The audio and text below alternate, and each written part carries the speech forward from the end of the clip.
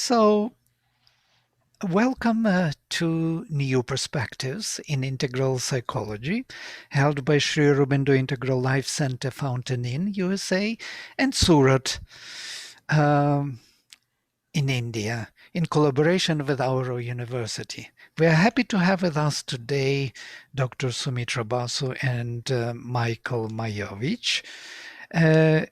It will be a question and answer session about the consciousness-based psychology, with the emphasis on some of its groundbreaking aspects, including the use of psychiatric medications by spiritual seekers, occultism, and the possession model of illness. A few case studies from the book may be mentioned, such as alien abduction, suicide, and the mother's supramental experience of LSD. Let me briefly introduce our eminent speakers. Dr. Sumitra Basum is a psychiatrist by profession, working with consciousness paradigms. He conducts workshops on personal growth and is a founder editor of NAMAH, the Journal of Integral Health. He has authored the book Integral Health and is deeply interested in the vision of integral yoga of Sri Aurobindo and the Mother with regard to mental health. He has developed a module of consciousness-based psychology together with Dr. Michael Miovic. Has authored a book on this, which is now in press and will be published, which looks at psychopathology and counseling from an entirely new perspective that arises from the experiential teachings of Sri Aurobindo and the Mother. Dr. Michael Miovic is a general adult psychiatrist with over 20 years of clinical experience in the US, in both outpatient and medical psychiatry setting. He has written a number of articles on Sri Aurobindo's integral yoga psychology and collaborated with colleagues in the US and India to help develop this field. Without further ado, I would request Sumitra Basu and Michael Miovic to address the audience. Please. Good, thank you. Welcome, everyone. So what I think we decided we're going to do is give a 15, 20-minute overview for those who may not have been present for prior talks, and then we'll open up to question and answers. And as some of you who are listening in the first 10 minutes, we might also make a few comments about healthcare systems and settings, because it's not a topic that we've addressed yet, but it does affect what happens. So basically, to start with the consciousness model of Sri Aurobindo and the Mother, Sumitra and I are coming out with a book on that that's just been accepted for publication. We're in the final stages of editing it. And it's hopefully going to be a fun read and instructive for everyone. There's so much that's relevant to psychology and what Sri Aurobindo and the Mother have done. And so in the book, in addition to talking about the whole consciousness perspective, they have evolution of consciousness, cosmology, planes of consciousness, all of those yogic things. Also on the psychological front, the evolution of the psychic being, the relationship between the psychic being and the outer being, the important role of the inner being and subliminal planes of consciousness, cosmic consciousness, opening to typal worlds. And Sumitra's in his last talk just spoke a lot about that, and very interesting questions and answered. I think it's recorded. People can go back and re-listen, right? Yeah, I just did that 2 years ago, two days ago, and that was great. And so I'll let Sumitra now take it from here and talk a little bit more about the model of consciousness-based psychology that you've been using in practice. So basically, we are using Sri Aurobindo's model of consciousness, and which gives a structure of being that is more complete and more comprehensive there than other personality structures we find in ordinary psychology books. It is more comprehensive. Not only that, it actually includes all the essence of all what has already been contemplated and done, because it is very integral in its outlook. And that, to understand the consciousness model of psychology and healing, it is the first basic thing is to understand the structure of the being. And you see that the structure of the being, which is very comprehensive, has got the outer being which revolves around the ego, and which is always in a state of disharmony, because we have our physical, vital, and mental planes of consciousness which are not in consonance with each other. So I might have a aspiration in the morning to do a lot of studies, that I will read Savitri a lot, but the body can come with a headache. So that's disharmony in the different parts of the being that always goes on, and is modulated by the ego. And the ego itself is biased and skewed because it is made up from the three components of our consciousness. So then we have to go to the inner being, which actually is the plane of consciousness from where Shiobindu's psychology starts. Shiobindu's whole psychology starts from the inner being, which stands behind the outer being. Now, the outer being is what we study as the personality in ordinary psychology. The inner being is not considered to be a subject still in academic disciplines. It is only that our transpersonal psychology and integral psychology movements they are bringing this kind of inner depth into psychology. They are trying to do that.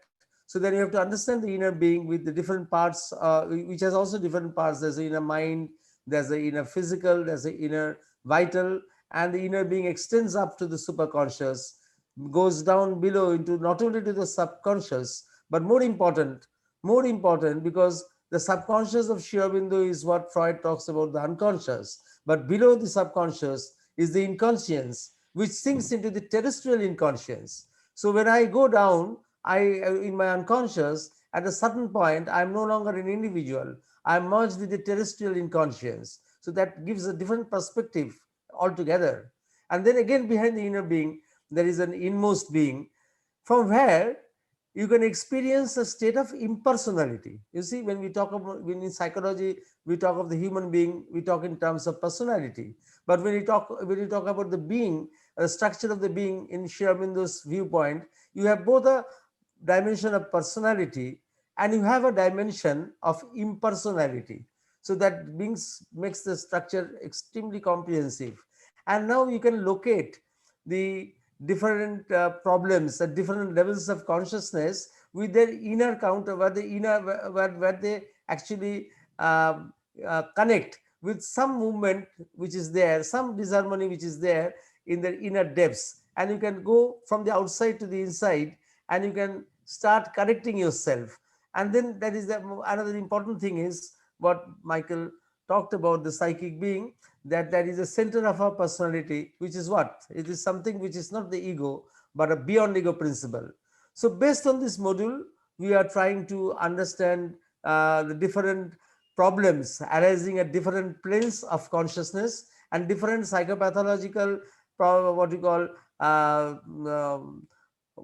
problems that arise from those planes, and the psychotherapeutic modalities that we can work out on those planes.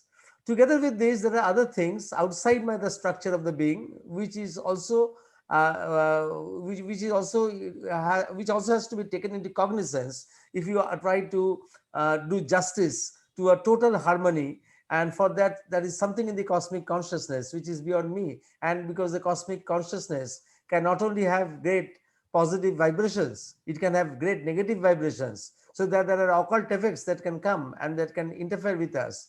Then there is the great inconscience from where many things can arise. So all these things makes the matter more interesting, because to have a perfect health, you have to work on different spheres of the being, of consciousness, of personality. So that in the book, so we are not only concerned with working at our different planes of consciousness, we are also there trying to see that how we can work and uh, try to manipulate forces in the cosmic consciousness that can cause occult intrusions into our being, to cause great disharmonies. We are also trying to sort out that. At the same time, we are also trying to develop a model of personal growth through all these things, so that we can grow in our consciousness. It's not only that you get, is we are talking about healing, you have a problem and you heal, but at the same time the basic thing is, during the whole process we are trying to grow up in consciousness. We are trying to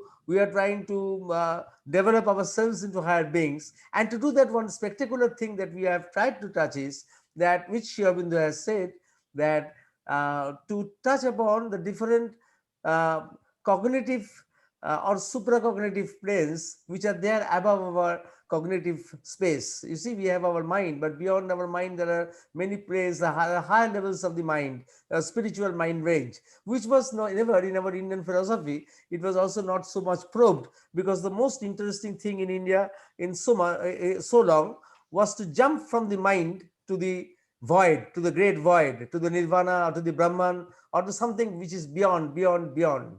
But here we are trying to actually follow Sri Aurobindo's trajectory of evolution of the cognitive consciousness, and that gives a whole new orientation to the psychology of the future.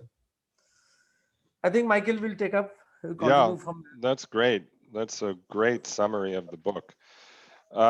So I wanted to spend maybe 10 minutes from switching from the theory and the yogic knowledge of Mother Sri Aurobindo's model of consciousness to some considerations about how this unfolds in practice and differences in healthcare systems, countries where a person lives. Because that's something we haven't really discussed yet much in this conversation.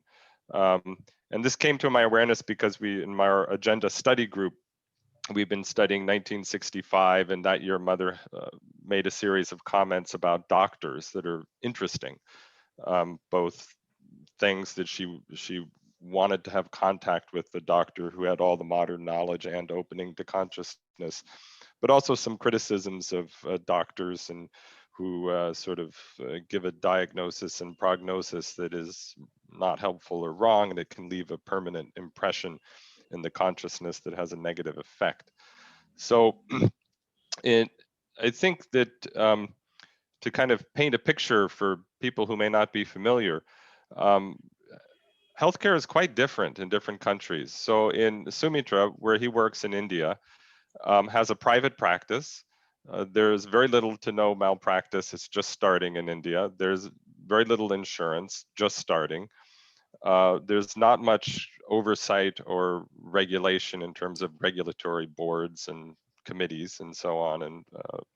And Sumitra has a lot of creativity and freedom to sort of practice in the way he wants to, and also then the patients who feel drawn to that can come to him. And he also sees a very high volume of patients, 80 patients a day or more, because there are not many psychiatrists in India, plus he's a very talented psychiatrist. And he writes very, very little notes to no notes on a busy day. Now, contrast that to the opposite end of the spectrum, where I work in the United States, which is a completely different healthcare system. Private practice has mostly been absorbed into kind of big systems of corporate or government medical practices where you're part of a big group, and then you have to follow all the oversights and regulations that are put upon you. So I'll see 8 to 10 patients in a day. I work in the VA healthcare system, which is probably the most highly regulated system in the United States because it's government funded and overseen by Congress. And there's a big concern about veteran suicide. So I spend 50% of my day on documentation in a computer. Huge amount of documentation that I have to do. Most of it I consider worthless, but I don't have any freedom to say I don't think this is useful. There's, as people know, the United States has a lot of malpractice lawsuits, big settlements. There's medical insurance. You can't get healthcare without medical insurance. It's too expensive if you don't have insurance. And then those insurance companies have all sorts of conditions and demands that they place upon people in terms of documentation and practice. So it's a very different kind of system. The downside is there's a loss of freedom and creativity of the individual, but what they're trying to gain is quality control and standardization. And so when you look at healthcare from the extreme of kind of freedom to this, there's a series of trade-offs where at every step of that continuum from total freedom and creativity to kind of total quality control, something is gained and something is lost as you move across that spectrum. And there is no way to get the best of all. That's important to understand. You can only go through a series of trade-offs, and at every step, something is gained and something is lost. So that's one real consideration. Where you are in different, Europe is again different from the United States, and South America is different. So different countries have different healthcare systems and the way things unfold. That affects also the patient experience as they move through that healthcare system. Another big thing to think about in medical practice is that medical culture has really evolved from the time of the agenda. So if you look at Mother's comments in the 1960s. So in the 1960s, they were just beginning to develop somewhat good evidence for a few diseases, but it was not robust. The amount of statistical high quality evidence that we have today from randomized controlled trials is vastly bigger, I mean, enormously bigger than the 1960s. So that's one thing, that the statistics and empirical data that's available is more robust. There's been a huge change in imaging technologies. For a lot of people, things don't become real until you can take a picture of it. And when you can picture it, it's like, oh my God, there it is, it's real. And we have pictures of everything. We can send cameras into every vessel, into every organ. We can send cameras, we can image cells now, and brains, and neural networks. So what imaging technology has done to medicine is extraordinary, and it has made real the entire world that the mother was, she alone was aware of in the 1960s, was being able to see the reality of cellular life in the way that she did. So that's been a huge change in medicine. And then there's also been a big change in medical culture. So, traditionally doctors were viewed as these kind of godlike figures, who couldn't be questioned and who somehow magically knew everything. And patient would come and doctor would give them a diagnosis and tell them a prognosis, and this is what you have to do, and they'd go away. And there'd be no question about that. And so that was the paternalistic model of medicine. That really started to change. It's all started in the 70s, but it's been more and more and more, and there's been a huge change in the last 20, 30 years.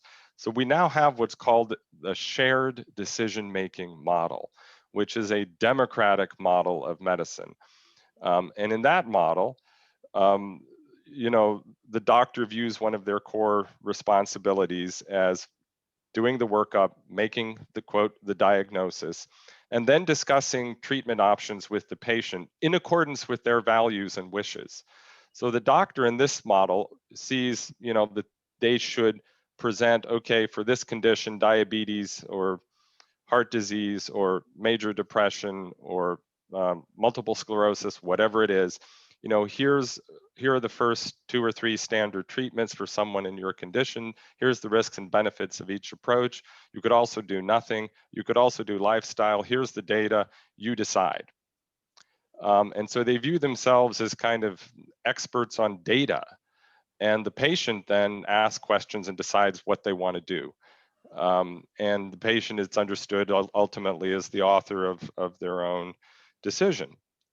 And so actually now doctors really, most doctors don't have much trouble with, patients doing whatever they want to do, including integrative and complementary treatments. Where the biggest conflicts actually happen are in ICUs, where certain patients and families want to continue very aggressive medical interventions that the doctors know statistically are futile, and they feel like it's a punishment to the patient. It is a harm. And that's where you see the highest level of moral conflict today. And those are the biggest conflicts that happen, at least here in the United States. And they have ethics committees and all kinds of procedures that they go through to try to sort out these conflicts. But it's it's the other way. It's not the doctor trying to force the patient to take some treatment. It's the other way. The patient is trying to force the medical system to give them a very invasive treatment that the medical system feels uncomfortable with. So then the fourth, another big change in culture, which some of you heard Sumitra talking about, is the internet and Googling. So many people now are finding so much information about diagnoses and treatments and medications and so on the web. Some of it good information, some of it not so good information. There are chat rooms that are full of people sort of airing their perspective, likes and dislikes. Come into consulting room with people already having had impressions and what they want done or not done.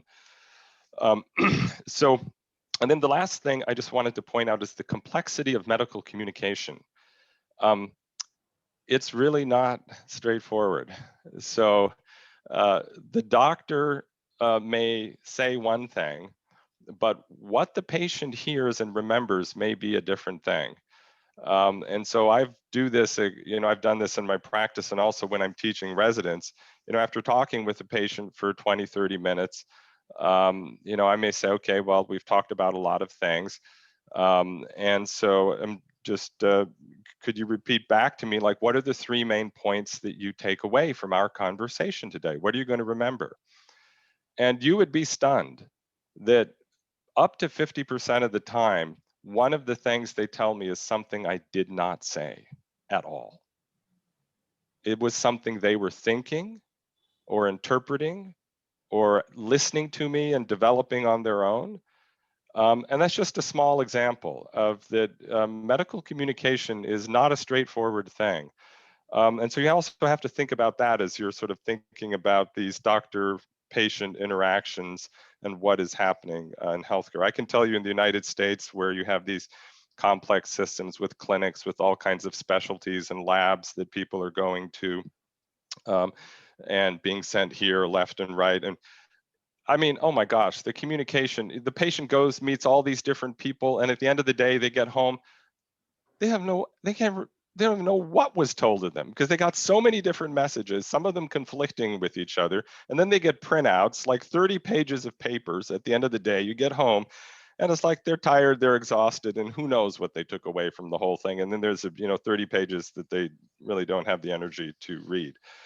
So medical communication is a rising issue that's being studied. So I'll stop there. That's more on the practical side. So why don't we open up the floor to questions about consciousness-based psychology cases? There have been two questions already. Mhm. So one is on depression and one is on dreams. Mhm. Would you like me to read, or you just follow up with the questions? You can read. You can read the question. Yeah, because others may hear. I'm not sure that everybody sees the questions. Please refer to depression if you deem it fit to be discussed on today's program. That is the first one. If you would like to address this. And there are more about dreams, and there is a question about Stanislav Grof and his work, which is very interesting in a way. Yeah. So, and there are more coming up. Yeah, So let us start with what you like to address, rather the dreams, or the depression, or Stanislav Grof. Start with dreams, Sumitra. Sumitra's written a beautiful chapter on dreams in the book.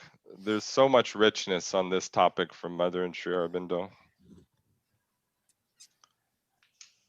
So both in dreams and also the first question was on depression, and about depression we have tried to cover because depression is a theme that has been explored in details also through many questions that were asked to the Mother and Sri Aurobindo, and they had given a lot of illuminating answers also. So depression we consider in our scheme of things to be something that is arising in the vital, in our the vital or the vital plane of consciousness, and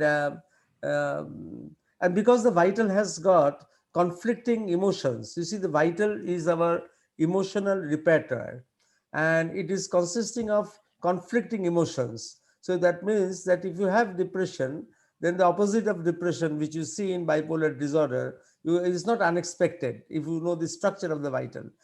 And also because of that, because the vital nature of the vital is that there are always conflicting emotions there holding that consciousness there. So you will not be surprised that in children, depression often expresses itself through aggression. So all these different modalities are there, because if you understand the structure of the vital properly, then it will give you a very good understanding of depression. In our system, so we would just I would just very shortly say that uh, we have to give medicines to our patients.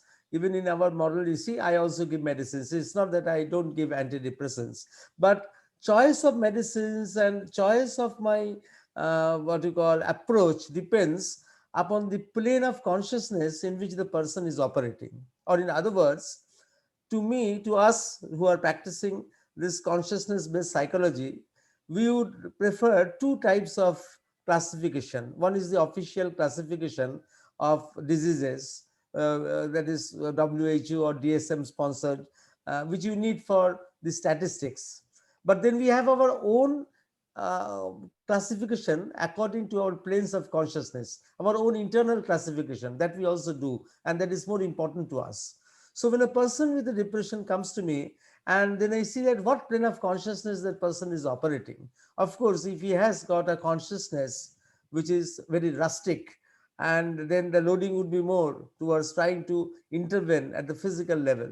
But if a person has a lot of finesse, is creative, is an artist, then of course I would not give medicines in a way which would stifle his creativity. I'd be very conscious and cautious about it.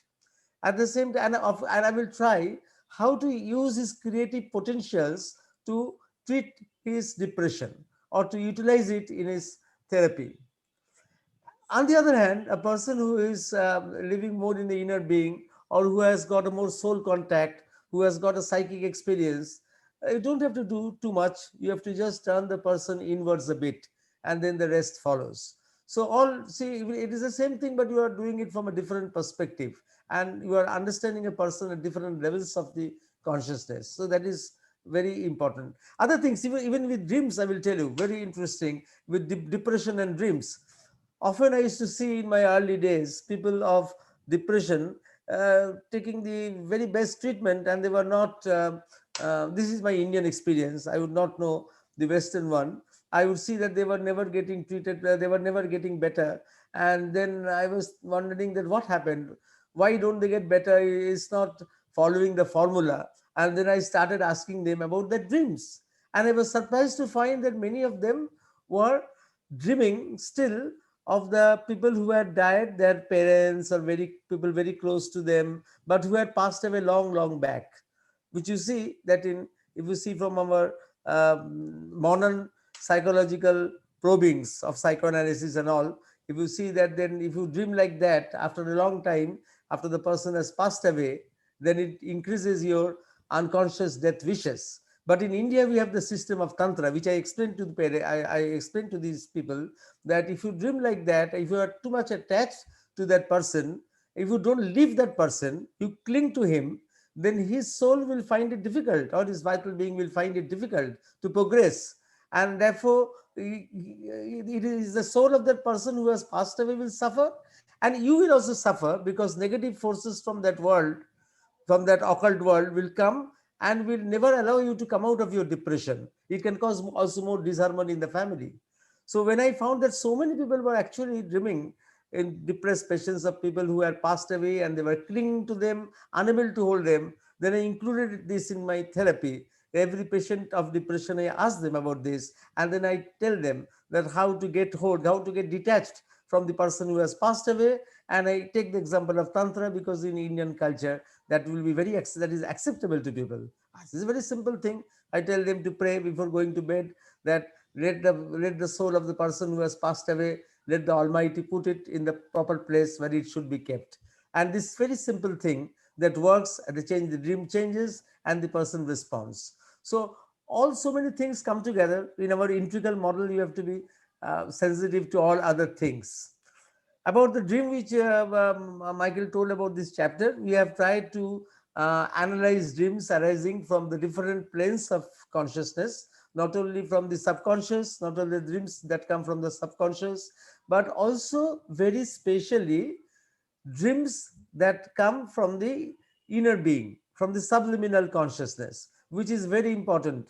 And then if you can understand those dreams, then you can understand that is a meaning of the dream which will be relevant in your life, which can be relevant in therapy. Often also there are occult intrusions in dreams. For example, Michael was talking about the ICU, and we have I had a patient that day who had come in my city, Calcutta. So one non-resident Indian, a foreigner Indian, wanted to build a big hospital, neurosciences, and no space was available. The only space that was available was a corner of a big cremation ground, a Christian burial ground, which has been there for hundreds, more than 200 years, I think. And that corner was given to them to build that big hospital. And now one patient who didn't know that there was a graveyard below, she came to me because she had a stroke and she was admitted into that ICU. And then when she came to me, she told me she was recovered. And then she came to me and she told, no, no, doctor, I have not come to you for any other thing. While I was in the ICU, I was dreaming every day, are dreaming of rows of graves. Actually, there were rows of graves behind the hospital, but she didn't know. Well, she was in an ICU, which is a closed space. She didn't know there was a graveyard beyond that. And I saw that there were rows of graves, and there were these beings who were standing there. These beings, the subtle beings, and who were telling me that people who don't comply with us, we just straight bring them from the ICU and we just push them into the grave. And that is the dream which you are seeing every day. And you see that it was exactly that, because the ICU, what happens in the ICU, so many people die, so the space is very heavy, and the occult presence of vital beings is very strong in the ICU. ICU is not a very good place to die. We die nowadays a very impersonal death in the ICU, with so many tubes and so many things running over. So then I made it a point, that's why, that when elderly people get ill, I try to motivate the people that let him pass away in the comfort of the home with his relatives. Don't push him unnecessarily into an ICU to force all these things into the person, so that the death is so, what you call, so raw. There are no grace left in that passing away. So all these things. So we have got a lot of these dreams. We have analyzed dreams which have occult influences, which have subliminal meanings, and dreams that come also from very high spheres of consciousness. There are dreams that come from superconscious planes, and sometimes those dreams can also have an effect throughout life. For example, I saw a neurotic person who has been suffered from a carpenter. He has been suffering from depression and anxiety for about 30 years, and it all started when, as a child, he dreamt that he was lifted in the sky by a god. And when they went very high above, the god released his hand and he fell down on the earth. So that insecurity in that dream has persisted throughout his life and has caused his anxiety and depression for 30, 40 years. So you see that all sorts of strange things happen. So there are, from the consciousness perspective, there are many other ways in which you can analyze dreams. So that's what we have tried to present there. You also mentioned, you quoted, Mother had a very nice discussion of how this question of dream symbolism. And she talked about her own dream symbolism had changed 4 or 5 times in her life. And she said actually that each person's dream symbolism is unique to that person, that you can't generalize across people. You can't generalize. Yeah. The common example is the dream of snakes. Mhm. Snakes have different meanings at different levels of consciousness. So if at one level it's a very vital symbol, symbolizing libidinal drives and all, but at some other level it can also symbolize the kundalini. It can, at some other level, it can symbolize some other thing. So the same symbol at different levels of consciousness has different meanings. So that's why, to understand the dream, it is not just to relate, you have to relate the dream to the consciousness of the person and the state of consciousness in which he has dreamt. So it's going to be a what you call complicated affair, not a very simple thing that you just take a meaning and you just ascribe that Right. this is what. Yeah, yeah. It's a complex thing. Mm. So maybe we should talk a little bit about this whole question of Stanislav Grof and psychedelics. Psychedelics are making a comeback. So, I mean, there's been a push to try to research psychedelics for decades on the fringe. It's really gained momentum. So actually now I work for the VA hospital in the United States, which is government funded healthcare for veterans. And the VA hospital is now very large international study of using psilocybin to treat PTSD and substance use. And so this is coming out of work on multiple fronts. So there's been some research on using psilocybin with patients who have terminal illness and have anxiety about death and dying. And that protocol would use psilocybin with two therapists with the patient to kind of structure the experience in a positive way for many hours as it's unfolding. There's a thing called I think it's the psychedelic MAP, I forget what it means, but it's a psychedelic research network in the United States that's been there for a long time. Of course, in the United States, also psychedelics have been used by Native Americans as part of traditional healing for hundreds of years. And people can even have always been able to go get that through the Native American church. That's one branch that does that. And I actually met a woman on a plane once who had been through an amazing healing through the Native American church and use of psychedelics. She had previously gone on a spiritual quest to India and Nepal, spent a lot of time in some ashrams and Buddhist places, and had a lot of amazing growth in consciousness. But she had chronic pain and depression that didn't respond. And then she did a couple of years of work with the Native American church and would follow it around. It's a traveling thing. And she was cured. And I met her on an airplane as she was coming back from Alaska, where she had hiked, 30 peaks over the summer. So those possibilities are certainly there. One researcher in that area is Stanislav Grof, who, going way back to the 60s had done work. And there are other people in the transpersonal community who've done work with psychedelics. And then Sumitra, do you want to, Mother had an absolutely stunning discussion of psychedelics in the agenda. And there was actually two conversations. So the first conversation is, I think it's 1966, maybe, yeah, 66. So there was an Italian disciple who was visiting the ashram and had been using LSD and wrote to Mother about his experiences and how he had a bad trip and was seeing frightening faces and images and so on. And Mother at the same time had been reading about psychedelics in Life magazine because it was already, the hippie thing was starting and it was a global phenomenon. And so she discusses with Satprem in that conversation. She doesn't use the word Rorschach test, but she's basically describing a Rorschach test. She says how the LSD reveals the consciousness that the person has inside in their subconscious or in their lower vital. And so that depending on the quality of the consciousness that someone has, that will be manifested in the experience when they take LSD. And so right there was a very open-minded and insightful discussion, and also completely non-judgmental, because she didn't tell the Italian man to stop taking it, and she didn't tell him to leave the ashram. She just, gave him, she worked with him in her standard way of divine love. And then a year later, she returned to this in April 1967, a few months before the Summer of Love unfolded in San Francisco. She decided that she wanted to experience the consciousness of LSD that all these young people were talking about. But she did it without taking the substance at all. So she identified her consciousness with the molecule of LSD.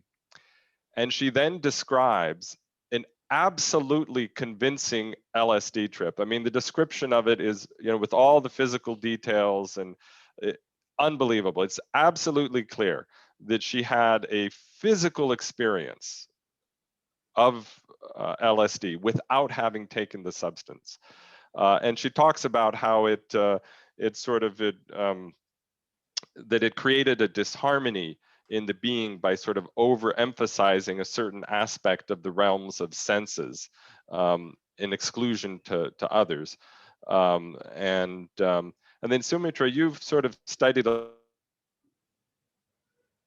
ecology of this. Maybe you could comment on that, of how LSD is now thought to work, or other psychedelics.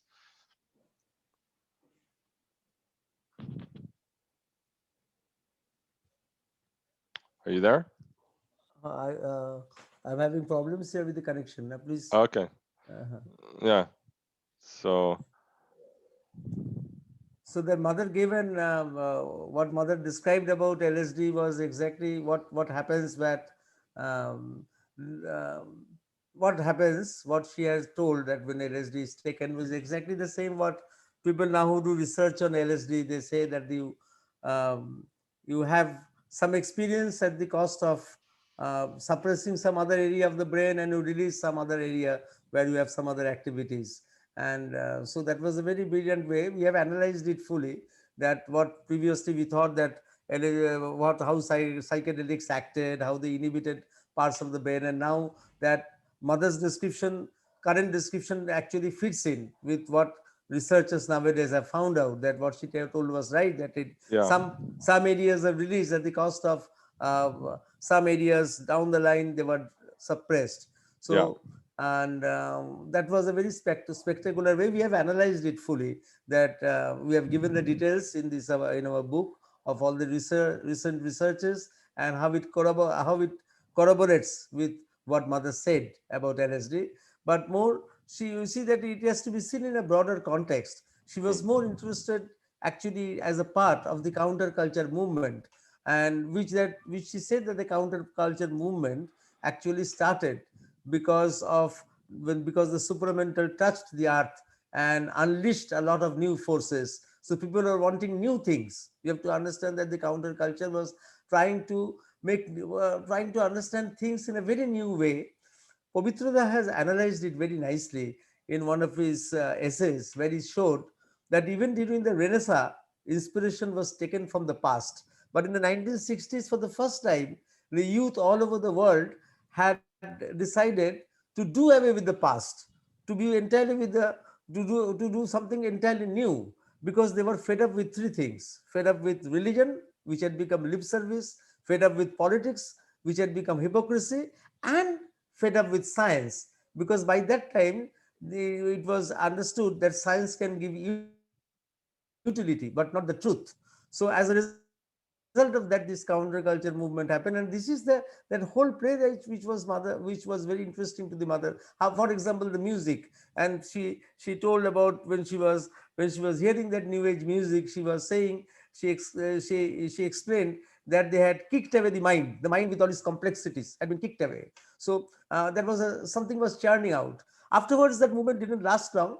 That is understandable, because when you have kicked out the past, but something new has not come to take its place, a new value system has not come to take its place, then a vacuum, and then afterwards something else can happen. Remember, the counterculture movement was a movement when the value of internationalism came in the world.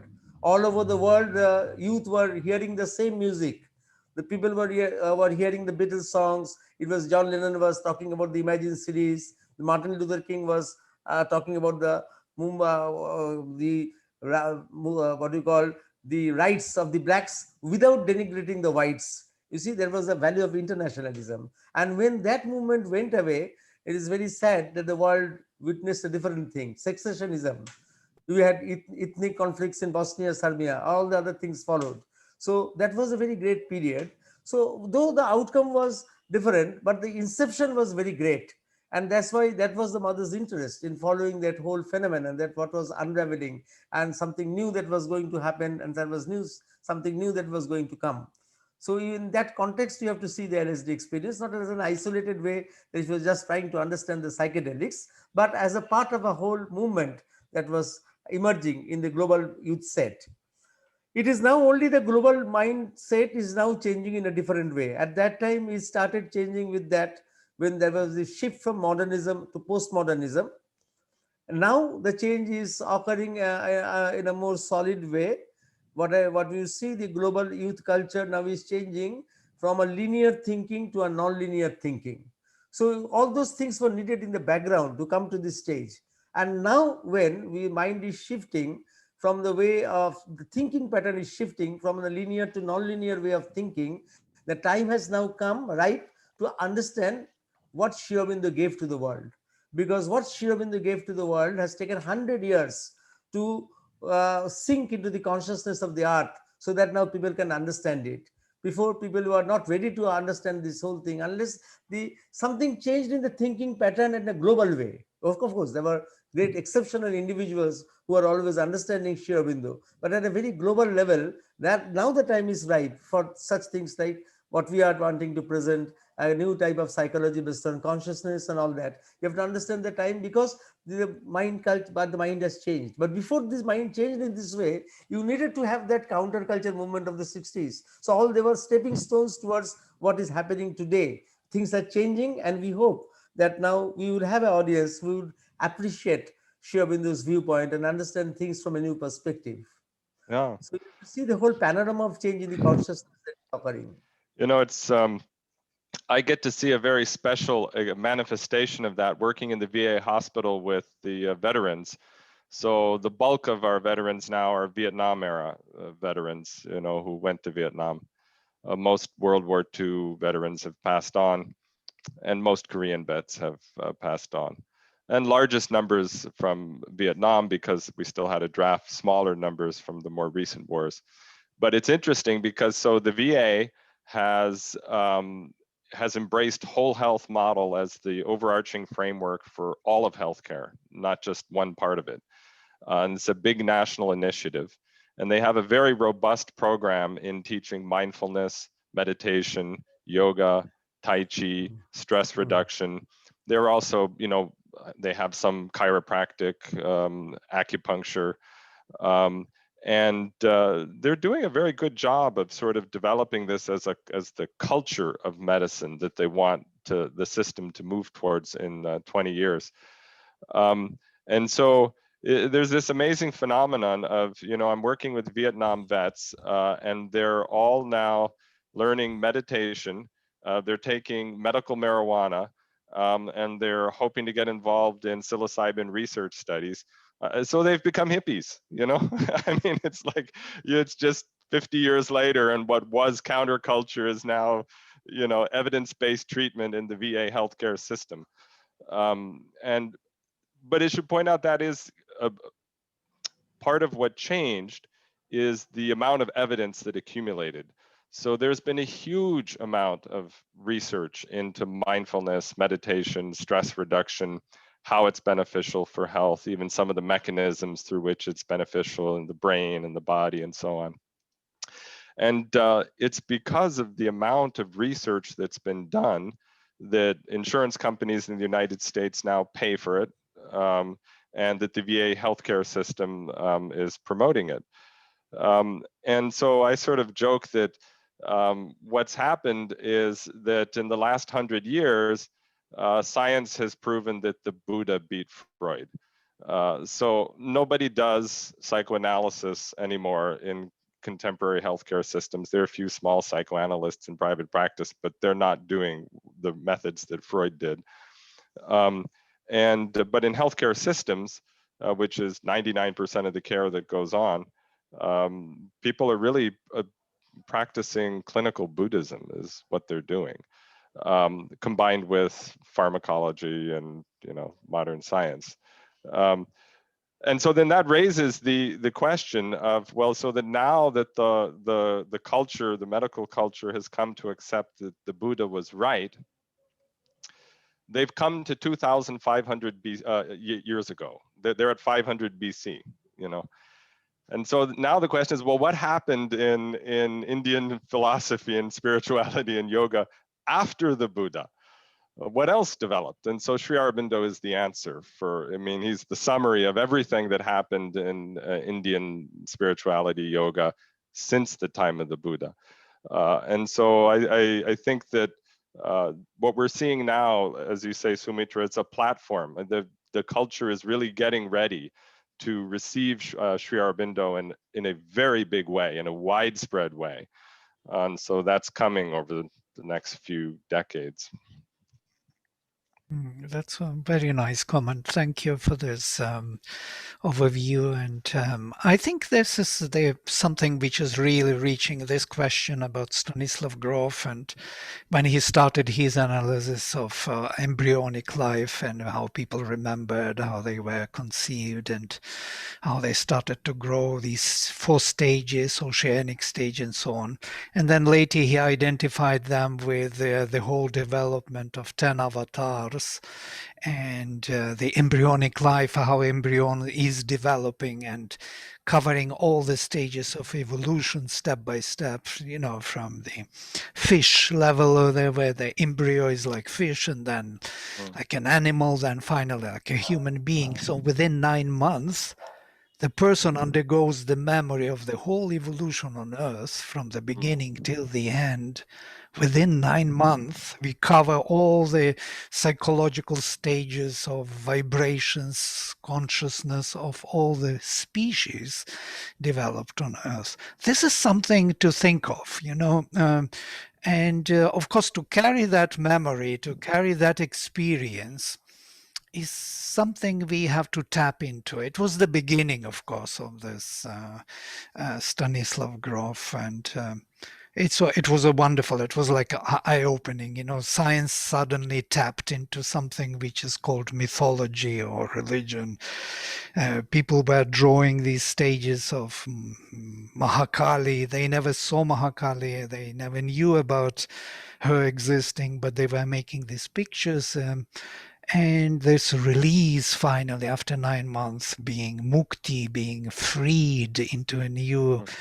So these are kind of again making a link to something deeper. And what you built, I wanted to comment on this, what you built on consciousness built psychology, base psychology, on Sri Aurobindo's vision is also going deeper into the Vedic knowledge, into the knowledge of Hinduism, which is even beyond Buddhism, because Buddhism speaks only the psychological language, which is closer to our mind.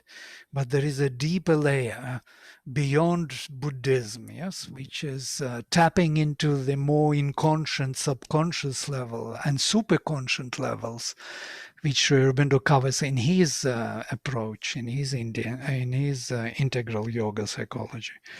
So this is a new field for us. It's very interesting. It opens up the gates to the studies of these texts from the psychological point of view. And you know, in the Indian Psychology Institute, we studied Vedas with Matthias for many years because we wanted to tap into that psychological content. To view it differently, not through religious eyes, but through the. Let me make a comment on the kind of as things get more psychological. There's an issue to be aware of, a potential trap, which is Western psychotherapy. And there's many different schools. But you know, there's a trend in Western psychotherapy, particularly if you talk to the common person.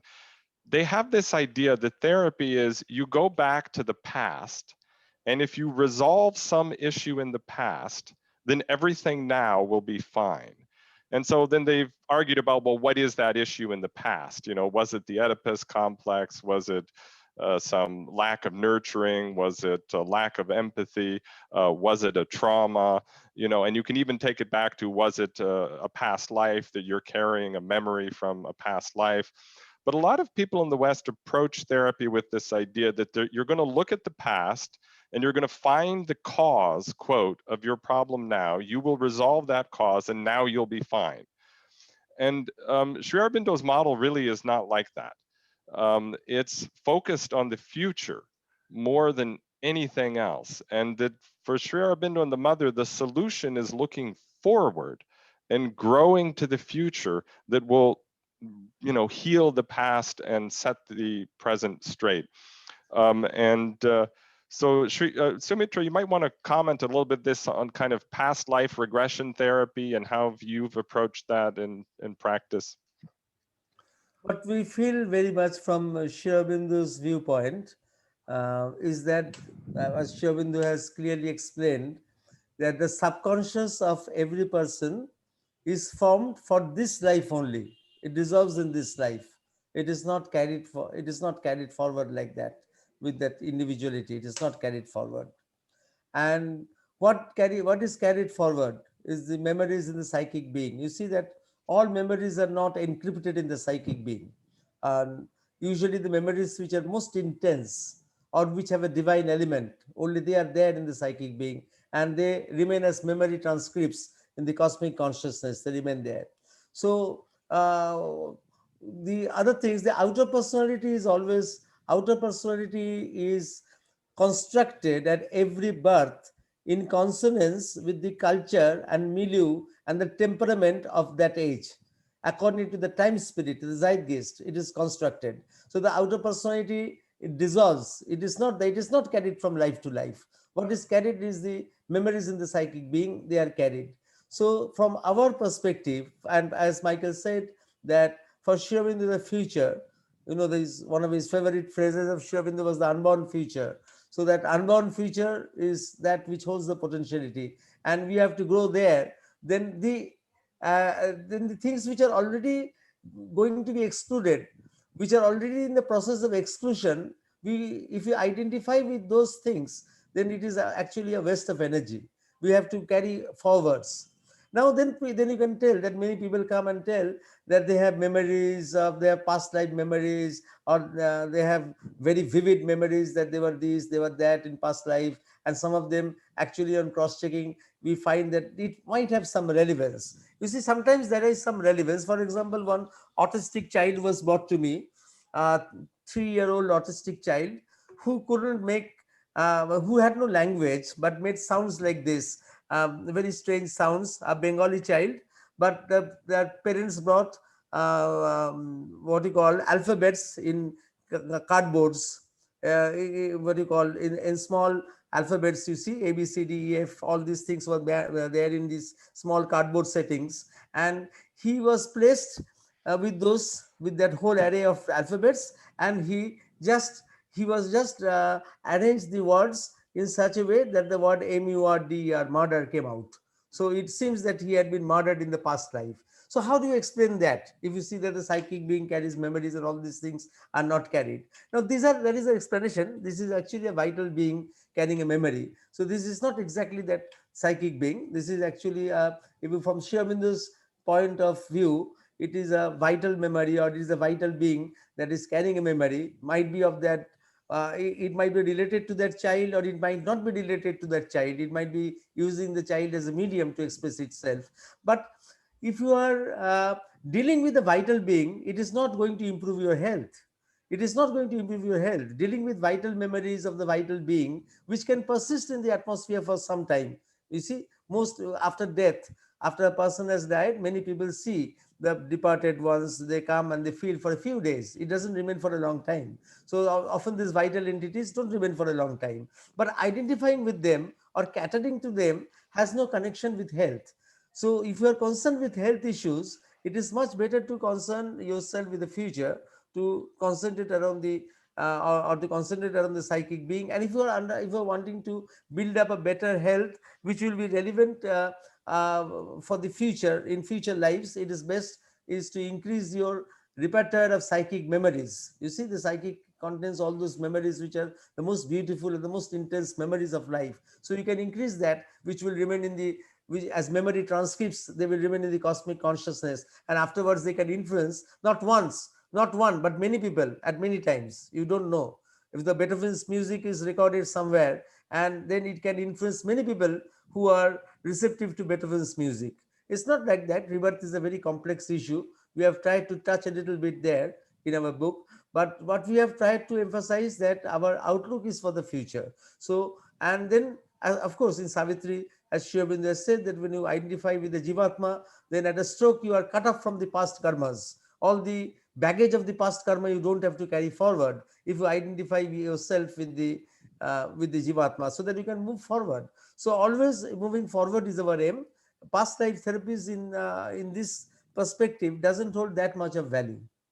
It looks a very spectacular, because people, when you talk about past lives, they can come up with very fanciful stories, and then psychologically you can identify with them, and for some time you can feel that you are there in that air, but then it is a temporary thing. It doesn't last for a long time. Yeah. Let's also talk a little bit about the whole possession model of illness. This is very fascinating topic, and we have about half an hour left. So I'll start with, the healthcare system I work in. I can't walk around talking about possession and saying that someone is possessed, because I'm writing notes that are read by hundreds of people, and even if there's one or two people who are sympathetic to me, 99% are not. So then how do you operate in a system like that, which is a very different system where Sumitra works, where there's much more openness to these perspectives, and it's more individual between the patient and him, what they find helpful. So I learned one big lesson in residency.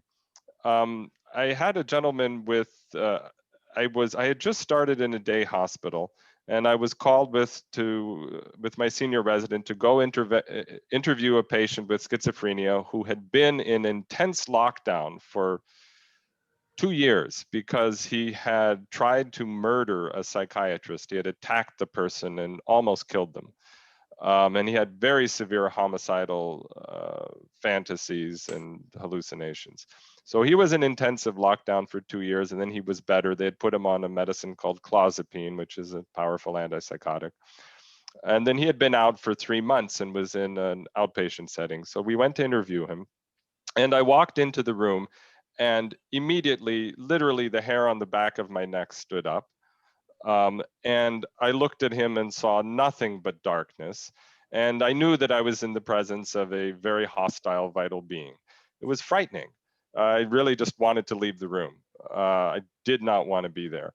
And so naturally, I just sat and invoked the mother for protection while the senior resident did the interview. We weren't there long, and then we left. I was not assigned to take care of this person, and then I rotated on to a different service. And then about a year later, I was taking the bus to work, and I saw this same patient who was sitting, I sat down next to him on the bus, and he looked like a completely different person. He was so sweet and so gentle. And, you could tell that he was a little confused and had some cognitive processing problems, but he just had such a beautiful aura, and he was like considerate for the people around him, is very gentle. And I looked at his aura, and you could still, like, maybe deep inside him, seeing just a little bit of that darkness left, but just a little bit. Most of it was gone, And so I went and asked my friends what had happened, and they had been taking care of him, the outpatient, for a year. And he had had just standard supportive therapy and continuing of medications and groups, and nothing special, just usual care. And he looked like such a different person, and his aura had completely changed. And that's where I came to understand that standard practice also has occult influences, because all the goodwill of the people around him had a positive influence on him. Also, the goodwill of the system, that the society that dedicated money to take care of him. So there was a social pact, there was an ethical pact, there was a whole structure of understanding that of the medical ethics, that we're not going to punish someone for a mental illness. And because he was violent in the, in the fit of psychosis, doesn't mean that we're going to hold this against him for the rest of his life. And so much goodwill and kindness and compassion went into trying to help this person. And it had a remarkable effect. Nobody there had any yogic knowledge. Nobody had any shamanistic knowledge. No one had any occult perceptions. And yet I could see what a powerful spiritual intervention it was for that person. So that's a reminder that standard of care, what we call standard of care, is also has occult influences.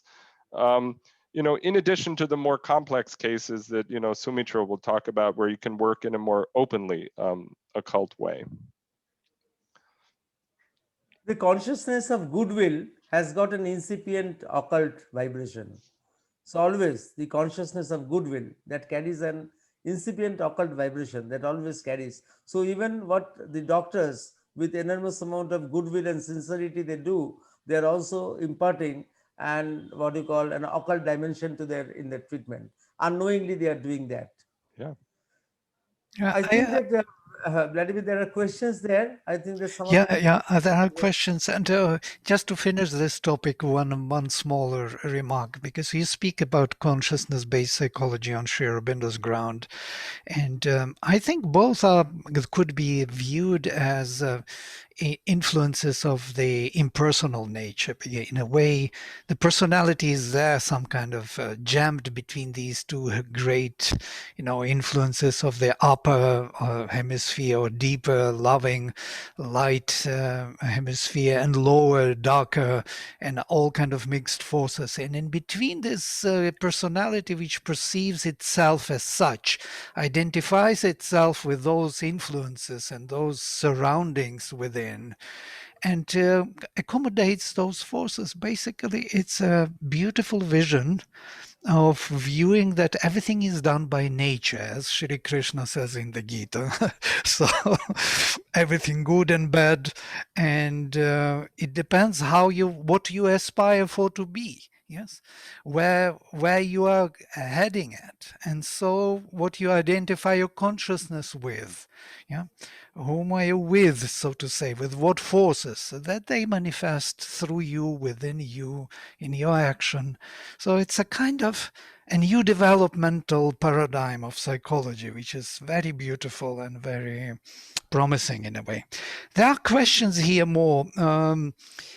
Somebody is asking that they're surprised that you have 80 patients a day. It's too many, as you see it most probably yourself. So as most psychologists, problems are patients who have no one to listen to and understand their agony. It's quite difficult if you don't have enough time to listen to them. So how do you do that? Can you explain? Yes, first of all, two to three things. First, of course, I give time to people, separate time to people who need more time. Then we operate with a team so that we have our psychologists and psychiatric social workers who also make up for those people who need a little bit of more time. And but the main thing is that to do justice, I have to be intuitive. So I have developed myself, or I have to develop myself to the point where my intuition works when I'm working with a greater load of patients, and then I have to work fast, because in India they come from very distant places, and if I am late, then they will not be able to go back home. Say 200, 300 kilometers, they will not be able to travel home, or they might miss the boat, they will be stranded in the riverfront. All these things, practical things happen. So you have to be very intuitive, and but it is difficult to always to keep the intuition. So you have to be very concentrated. Fortunately, I don't know how others do, but I am fortunate to have mother and Sri Aurobindo, so always I invoke them, and I try to be at my intuitive best, so that when I am dealing with a large number of people, where I have to work fast. But in practice also, I also work with a team, and we have sufficient people, so that they are also there to branch out and to especially work with people who need a little bit of more time. So that's how we have to manage this. India is a country with a lot of people, and then we have to cater to our needs. And another thing which is very what you call useful in India is that in India people it is not, people are not that much rational. People are also by and large more intuitive, that many things if I don't say, the patient will understand. Even the way non-verbal communication acts. But if you work with in a more rational society, then you have to spell out everything. Otherwise, you will not be able to make people understand what you want to say. But in India, that still it is there. That element is there. That non-verbally, what you want to communicate can be received by people. That culture is still there. So we are fortunate in that way. By the Let me way, make a few comments on that. So the Yes, idea yes. that you know that more time in therapy will lead to better outcomes has not been borne out by time, clinical experience, or research. So the West spent 100 years pouring huge amounts of time into psychotherapy, and at the end of it abandoned it because it didn't actually make people better. So in the old days with psychoanalysis, people were doing an hour times a week for years on end. And then they tried to make short, brief psychoanalysis that would be 2 hours a week for 2 years or 3 years. And there are all different kinds of models of psychotherapy. The heyday of the psychotherapy was really by the 50s, 60s, 70s, where people would be going to their therapist 2 hours a week, and it would be an ongoing thing. And that all came to an end because it didn't make people happy. It didn't solve mental health problems. It cost a lot of money. And only people who had cash can afford to pay for it. So then you run into kind of problems of ethics and public health when you're trying to deliver mental health to the entire population. For people who can't pay for this, what are you going to do? What's social justice? And then people also started getting into the empirical business of studying, well, what is happening in psychotherapy and what is changing and what leads to change and is it improving people? And so a lot of research has been done, and there's very little evidence that long-term ongoing psychotherapy accomplishes anything. Now, that may not, there, just like everything in life, there are cases, there are individuals who describe individual benefit. But when you look at it at a population level and a research perspective, that's not been shown through research. And that is why mental health care has shifted towards short-term, targeted, structured interventions um, that in which improvement and outcome can be measured. And most of those interventions really are some version of the Buddha's clinical methods. So it's CBT, DBT, acceptance commitment therapy, and when you drill down into what's going on in those, it's clinical Buddhism, basically. You're talking about mindfulness, correcting cognitive distortions, developing emotional balance, uh, analyzing negative behaviors, and so on. And you go right in. If you go into the details of that, it's the eightfold path. And the inventors, like of say DBT, Marsha Linehan's open about it. She got it from Zen. I mean, she just lifted it 100% from Zen, adapted a few terms from cognitive behavior therapy. And if you look in cognitive behavior therapy, there's not one thing in cognitive behavior therapy that is not there in the Eightfold Path.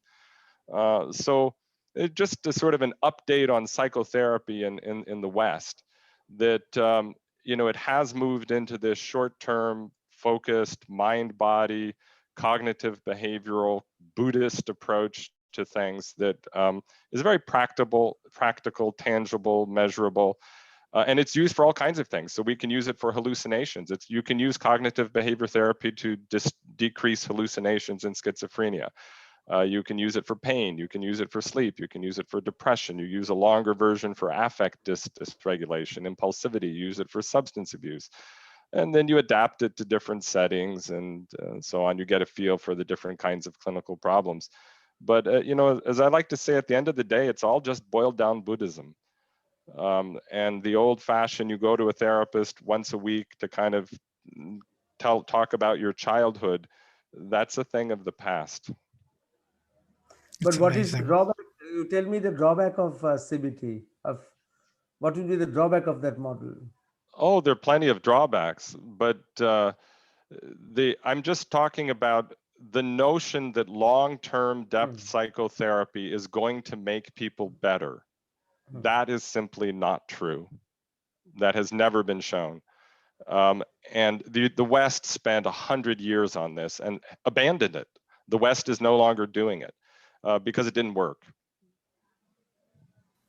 It's more like self-healing model, so to say. You have to be a participant in healing yourself. You have to activate certain, frames of consciousness within yourself, knowing how, and heal yourself. I was interested in your consciousness-based psychology because it brings a bigger, larger framework, Sri Aurobindo's framework, which we are not even yet aware of. To really activate those levels, you have to really be a yogi in a way. And then to be able to tap into psychotherapy and to help people. I saw how Sumitra is doing in his clinic. It was amazing. I must, as a witness from outside, describe, when he sits with these people coming to him, you would not even see some kind of interaction. He is silent. He is deeply listening, looking as if within, and then something happens and ding, and it is there. And I've seen this few times, and I was surprised to see the effectiveness and how precise the solution or the decision is made and so on. And it is in the midst of people waiting there and here and everything, and it is happening. So you could feel it, even because being open to this kind of influence, you could feel that influence. It's quite interesting just to observe from outside. So this development, we have to become yogis to be therapists. Exactly. It requires a lot of self-development. Mm-hmm. There are more questions here. Would you like to why has canon and conspiracy theories and anti-vax found fertile ground in yoga communities? That's a provocative question from Julian. It found fertile ground in every community. So. All right. Julian, who has asked this question, actually is in a better state to answer it. He would be able to answer it more. Yes, Julian, would you like to answer? Yeah. Shall we?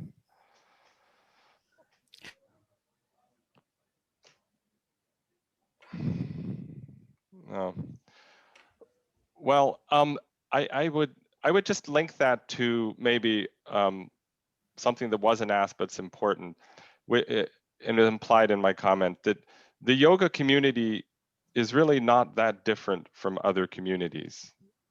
It is in some ways, in the inner way, but actually, if you look at our community, there's no suggestion that anyone is living longer or that having less health problems or different health problems. I don't know that there's ever been a good epidemiological survey of the Sri Aurobindo community to see how we rank on health metrics compared to everyone else.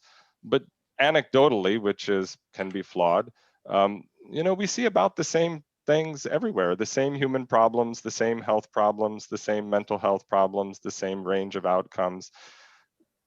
You can see certainly an effect of the mother and Sri Aurobindo and intervening and often preventing the worst possible outcome. I mean, I've seen that where you can see, wow, this could have been much worse, but they saved someone. But still the problems are there, the problems of mental health, the physical health, they save the life and then they put you back to work working on the problem. And so that's just something to consider, and also that yoga, Sri Aurobindo's model, it's not a clinical method. It hasn't engendered some particular treatment model for some particular treatment condition. It's a self-growth, a growth in consciousness, a movement towards the future, a sort of a broad, all-encompassing thing. And so I guess maybe that's my answer to the vaccination thing, is that we're connected to the global movement. We absorb all the problems of the globe. We work them out in ourselves and in our community, and this is a global problem, and we're continuing to do collective yoga. Yeah, there are some questions. Thank you. Do you have a book about the dream that Dr. Sumitra Basum was mentioning? Would you like to answer this? Shubindu has Well, a lot of written in. our book will have a chapter on this. Our Yeah. book on consciousness-based psychology will have a chapter on this. Shubindu writes quite a bit in the letters on yoga. You can find on the dreams, on the symbols, and different situations. It's quite amazing to read those insights. I would just say also on the book here, there's a question if people can pre-order your book. I don't know. We're still in the editing phase. We have to get it to the publisher, and maybe we'll be finding out in a few months what the print schedule is and what some of those. We'll let people know. We can ask the publisher how that all works.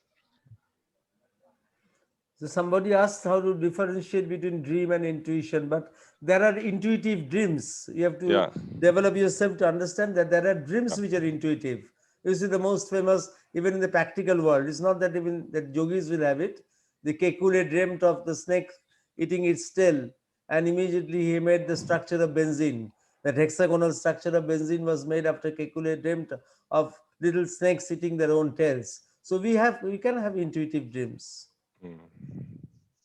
There are more kind of psychological questions. Yeah. How to free a person from schizophrenic voices?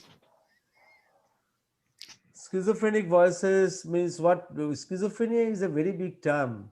Yeah. And these voices, actually, people, we misinterpret, we use the term schizophrenia, then it becomes very problematic, because then you are classifying it into one level. Voices come from very different sources. There can be voices that come from your own depths. There can be voices that come from occult sources from outside. There can be different voices from different planes of consciousness. And then there are mystics who hear voices through intuition. They have intuitive voices that come, like the voice that came, messages and mantras that come to the seers, or what came to Moses, or what came to Prophet Muhammad. How do you differentiate what is a schizophrenic hallucination and what is a mystic experience? There is a very complicated question. So you have to see it in the context of the person who is having that type of voices and analyze it accordingly. Like a common answer, a general answer, it is very difficult to give a general answer, because we are using the words. When we use the word schizophrenia, then we narrow our scope. Actually, you just talk about voices, forget the word schizophrenia, and then we see that from where the source, where is the source, or what is the level of the consciousness of the person who is hearing the voices. Otherwise, this is the reason why many mystics can be labeled as schizophrenics. Or there is also a thin line between mysticism and psychosis. Sometimes there is a very thin line. So it's a very delicate subject. You have to see. Of course, if it is a very what you call a classical schizophrenic patient who is really suffering from psychosis, then you need to have medicines. Then you need to have medicines. Otherwise, you will not be able to control. But not all voices are that you can control by medicines. There are other ways to deal with it, but all depends upon that individual. So Somebody also, has asked that. Yes, so yes, also cognitive behavior therapy is now being used to boost medications, and learning cognitive behavioral techniques for distracting, minimizing voices, recontextualizing voices, analyzing voices. They do all sorts of techniques to try to, and the research shows that can be beneficial. Of course, if it is blank schizophrenia and there can be a command hallucination, then go and commit suicide or go and kill a person, then you have to be very cautious. You have to take different steps.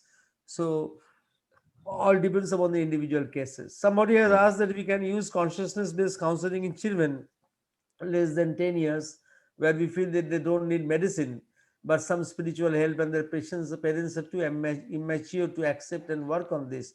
Of course, we can use it in children, but doesn't mean that we have to be very strict that medicines are not needed. In some extreme cases, you have to need, you have to give a little bit of mild medicines, but that doesn't mean that you have to give what you call strong psychiatric doses. Sometimes I use flower remedies for children with fears, phobias, anxieties, and dreams. I use a lot of flower remedies. We use. Remember, Michael, that child that we saw, you and me saw the Yeah, movie when you had come in Calcutta, who was who had a lot of libido and his eyes yeah, were different, and that we gave him flower remedies, and he has now grown up to be a young man, very smart, very successful in his life. And nice. that time we had analyzed that he had brought it from some past life, Mm, because there was no explanation. We mm, had taken a full history, and there was no explanation of any influence that could increase his libidinal outlook of the world at such a small age. mm, And his eyes were such, and that we had, Michael and me, had observed for a long time. And I had just given flower remedies for that. mm. So of course, medicines doesn't mean that we are giving drugs. We can use Right. also. There are more questions here. You can pick up if you see what Yeah, you would they're you. not showing up here. The last one was Yeah, about schizophrenia. Michael, somebody, Dr. Sudhin Biswas has asked you, yeah, specifically has asked you, does Feng Shui article bring positive vibes? As Mhm. I see an article behind you at the door. There is an article behind you at the door. Something, a Feng Shui is there. Something is hanging there behind your door. Oh yeah, yeah. Those are chimes. Those are Uh, chimes. Those wind uh, chimes. We use them in our to signal the end of a meditation. But yes, yes, they yes. definitely bring positive energy. Absolutely. Anything And beautiful then brings positive energy. and somebody has talked about our integral health system when they held, yes, that integral health system is something that you have to work on yourself. The system Mm. is not yet ready, but things will change. Things are definitely going to change in the future. You see that a lot of people are more interested in ecology. That is a Yeah, step forward towards integral health, that focus on ecology. Mothers, even in India, they don't want their children to have too much antibiotics. That is yeah, also, the mothers also don't want. So everywhere, subtle way, you see that subtle way changes are happening. In surgery, we have, wherever it is possible, we have switched to minimum surgery. No? We have yeah. gross surgery has been replaced by minimal surgery. So that is also an indication, no, that you are moving towards more subtle rhythms. So all That's these true. things are happening. It will take time. Hmm. Yeah, no, that's definitely true. There is one question interesting here, the last one. Over the years, have you developed concrete exercises you give to your patients to develop their capacities for concentration and bringing peace, as Yes, the yes. terms are used we have on? we have we have developed those exercises, and our book has got a number of such exercises. When it comes out, then you will see that it has a number of such experiential sessions. We have given number of experiential sessions, and which are pertaining to personal growth, we have given. Mm. Great. If you have to conclude, to close up this question and answer session, it would be wonderful just to conclude the whole kind of futuristic development of this consciousness-based psychology in the future, or some conclusive remarks. Please do. That would be lovely to close our session. Mm. I will say just two lines, and from there Michael can take, because this is what Michael was elaborating very nicely. That with mindfulness meditation and the Buddhist influence coming and changing our ways of things, we have moved a step forward. Yeah, Now there is another step which is there beyond, where we bring the Shakti, the right. Chit Shakti aspect, or the consciousness force aspect, which Sri Aurobindo says. Sri Aurobindo was so fond that even the Sachidananda, he modified Sachidananda to be Sat Chit Shakti Ananda.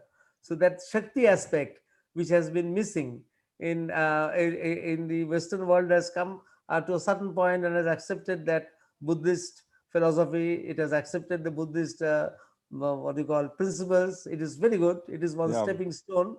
But the next stage, when we will be witnessing, when we can acknowledge the Shakti that is operating, which opens again a wide field. For yeah, example, I was talking about when Of course, Michael was talking in some context about how the CBT has this cognitive behavioral therapy has developed. But even beyond the cognitive behavior therapy, there is something more, because the cognition is controlling the behavior. But beyond the cognition and the behavior, there is another fourth dimensional principle which is there acting.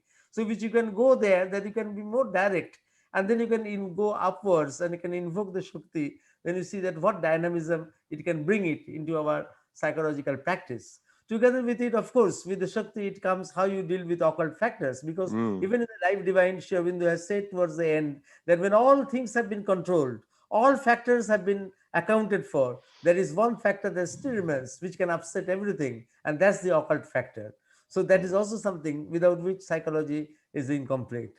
So I think Michael will finish. Yeah, that's a beautiful, important reminder. And so, yes, that's the take-home point. And connecting to this thing about what's happened in the West, the acceptance of these Buddhist clinical methods of mindfulness, meditation, balanced living, it's quite notable that in the West, people are doing this, but without the philosophy of trying to transcend the cycle of birth and death. Nobody's talking about trying to, transcend, not be reborn. Focus of how they're using these techniques is to try to change the outer being, and they're starting to connect with inner being, and they're opening to Shakti. So it's a transformational approach. And so this is where Sri Aurobindo and the Mother, really become necessary, because they explain that whole thing, the Shakti and the transformation of consciousness. And what do you do if the goal is not nirvana? Say the goal is transformation, then what do you do? So like that, they need Sri Aurobindo and the Mother. It's inevitable. It's coming. It's coming. It's not that far off. I'm really stunned in the last 20 years. 20 years ago, it took me 44 revisions of my article on Sri Aurobindo to get it by the editor of the Harvard Review of Psychiatry. We fought for 2 years, and he finally said, "I'm going to publish it because I'm tired. I agree with you that I have no further logical objection to this, but I disagree with you. I just don't want to publish it. And next time, please pick another topic." So he went ahead and published it because he couldn't think of any reason not to. 20 years later, Boston is Buddhist. I mean, every clinic, every hospital, groups, coaches, individuals, mindfulness. Now in the VA, when I go on a morning meeting in primary care, they always have someone start with a meditation, and this person starts talking about chakras and the earth and going down, and maybe you feel a goddess in yourself. And I mean, it's unbelievable. This is, it's not 20 years ago. So it's all over the place. And so then it's just a matter of time. People are opening, they're having experiences, and their own experiences are going to lead them inevitably to Mother and Sri Aurobindo, because no one else has the answers. Thank you. Thank you very much for this beautiful exposition today in this session. And we hope to connect with you again in the future. Good. Will do. Namaste. Namaste. Thank you. Thank you very much. Thank you.